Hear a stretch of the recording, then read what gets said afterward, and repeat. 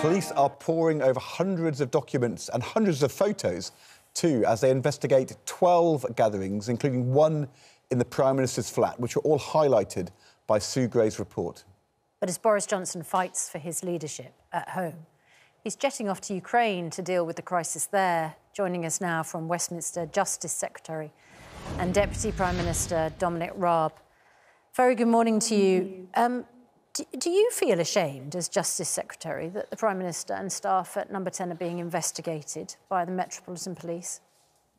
Look, I think it's a serious issue and quite rightly been addressed. First of all, through the report that was published from Sue Gray yesterday, and the Prime Minister's apologised for the failings which ultimately he will take responsibility for. He also set out a plan of action to correct them, to strengthen the leadership and the lines of leadership and accountability in Number 10 with this new Office of the Prime Minister.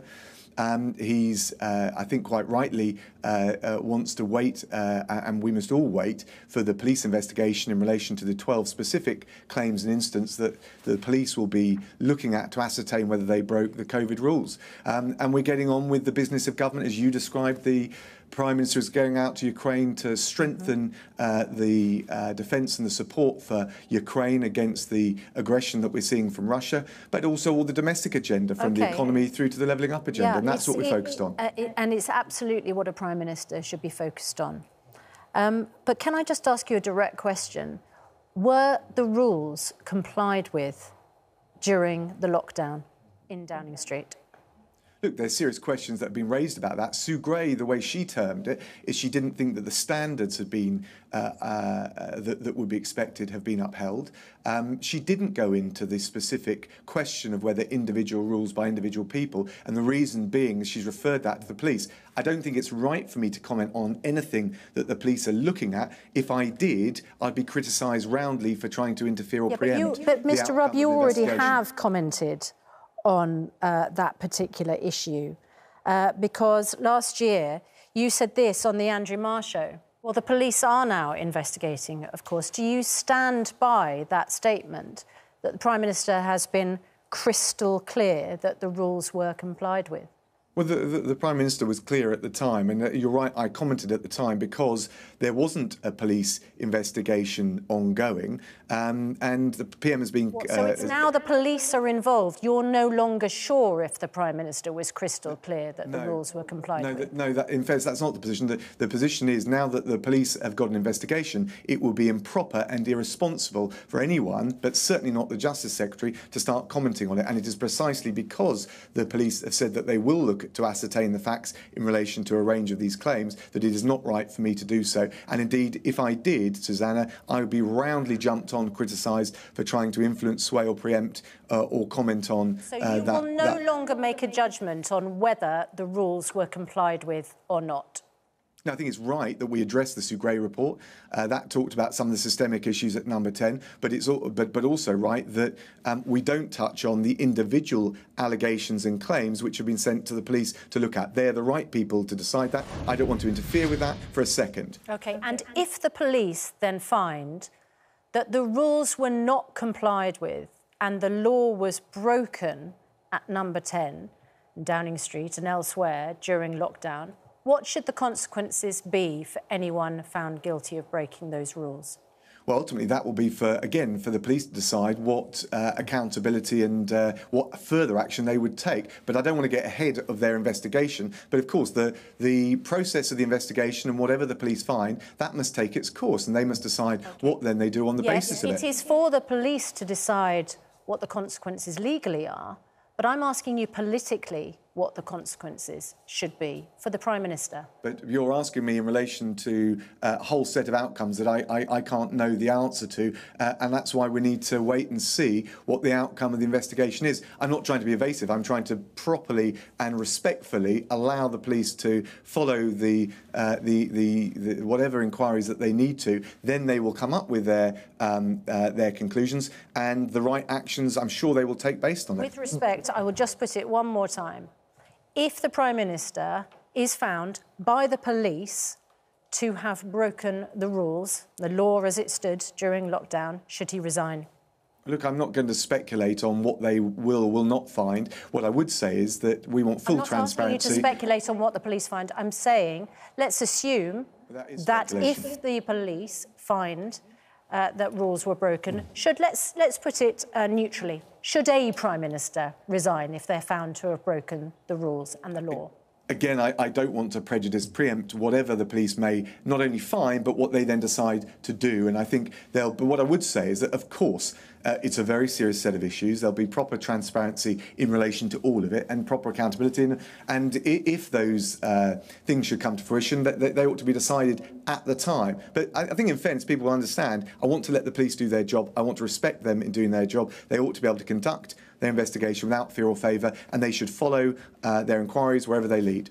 Mr Raab, you didn't look very happy yesterday on the front bench, and I guess understandably, because you now can't repeat the words that you said on the Andrew Marr programme from December. But rather than talk about the future, can I just take you back, because you've seen this from the inside, during the period where the Prime Minister, very worryingly, had COVID, was in hospital, you took over. Effectively, you were de facto Prime Minister during that period on his behalf. During that period, when you were right there in Downing Street, did you see a culture of drinking? Did you see parties underway in Downing Street when you were in charge?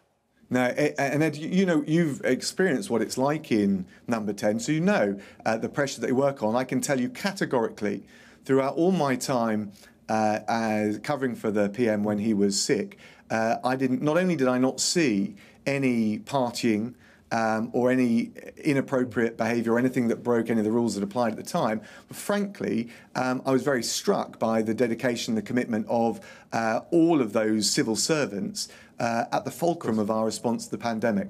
But of course, that rather begs a question, because I totally accept what you've just said. When you were in charge, there weren't parties and a culture of drinking.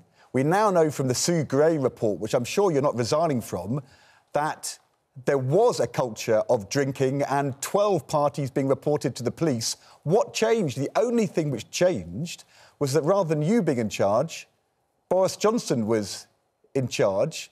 Is that why, when you were there weren't parties, and when the Prime Minister was there were parties, because somehow he didn't show the kind of leadership and toughness on these issues that you tell us you did?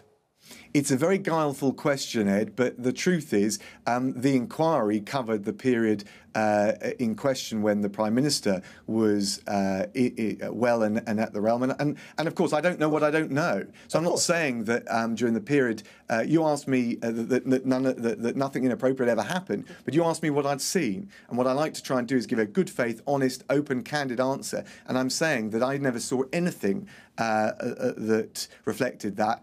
And on the contrary, and indeed since the Prime Minister's been back at the realm, I also didn't see any of the partying that is being referred to. But I think you've given us a very good-faced, honest, candid answer. I think you've given us exactly what you just said, a good-faced, honest, candid answer. When you were in charge in Downing Street during those very difficult weeks, there wasn't a culture of heavy drinking and partying. But when the Prime Minister is in charge, there is a culture of heavy drinking and partying, according to the Sue Gray report. Maybe that explains, Mr Raab, why you were upset and grumpy on the front bench yesterday, because under your watch, this wasn't going on. And under the Prime Minister, it seems to be endemic in Downing Street. So let me, first of all, the reason I had a serious face is a serious issue. The answer to your question, though, I think, is that subsequent to my period covering for the PM, I can tell you equally, I didn't see any of this. But you aren't disagreeing with the Sue Gray report, are you? You aren't saying Sue Gray's report is wrong. No, I'm telling you what I saw, which was your question. And I'm saying that it's quite... And that's the reason we had the Sue Gray inquiry and investigation. I mean, I can tell you that as First Secretary, as DPM, as Foreign Secretary, as Justice Secretary, in and out of Number 10, I did not see, for example, the culture of drinking or anything that would count as a party. But it's precisely because allegations have been made, and it's right to take them seriously, that Sue Gray conducted a report. And in relation to those 12 specific instances, the police will then conduct their investigation. But I can tell you that not just during my time covering, but subsequently, I've not seen anything which counts for the allegations that have been presented. That doesn't mean I'm second-guessing Sue Gray. I'm just telling you what I've seen. Well, look, Sue Gray said there was a leadership problem in Downing Street and it wasn't your leadership which was the problem. That's the conclusion of our exchange, isn't it? Well, it wasn't covering the period when I was covering for the PM. It wasn't looking at those instances. But I'm telling you that across the whole period that Sue Gray's report does cover, from my experience in and out of Number 10, I can only tell you what I saw. I didn't see anything that would amount to. Sounds like you weren't invited to the parties, Dominic. Story of my life.